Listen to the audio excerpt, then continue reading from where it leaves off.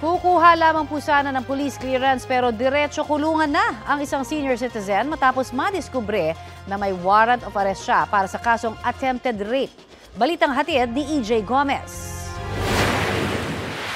Meron po kami hawak na warrant of arrest under sa inyong pangalan.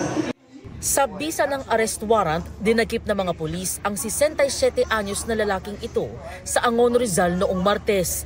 Akusado siya sa kasong tangkang pangahalay sa 16 anyos na dalagita.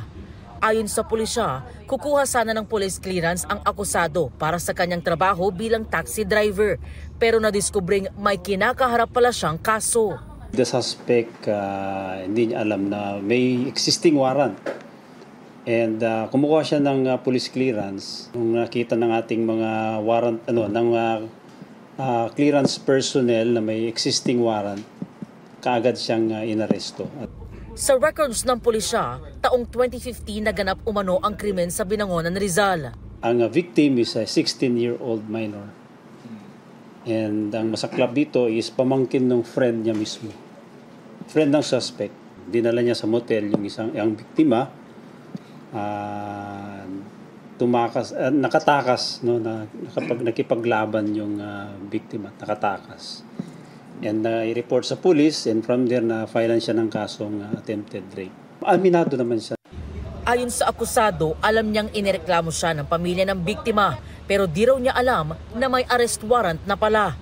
Aniya, hiningan pa siya ng pera ng kanyang kaibigan na magulang ng biktima. Nangihiram po kasi ng pera sa akin, yung magulang ng babae. Ngayon po, hindi ko po napahiram. Hinolda pa ako eh.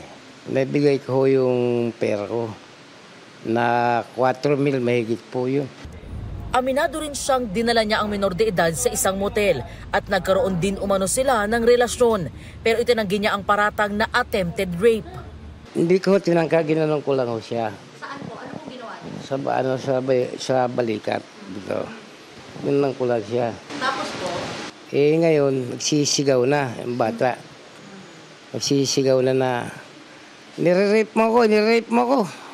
Di kita nire-rape, huy. Sabi kong ganun. Di kita nire-rape. Pero nabanggit din niya, may gagawin sana ako. Kanya lang, hindi na natuloy. Bala ko sana, Umano po?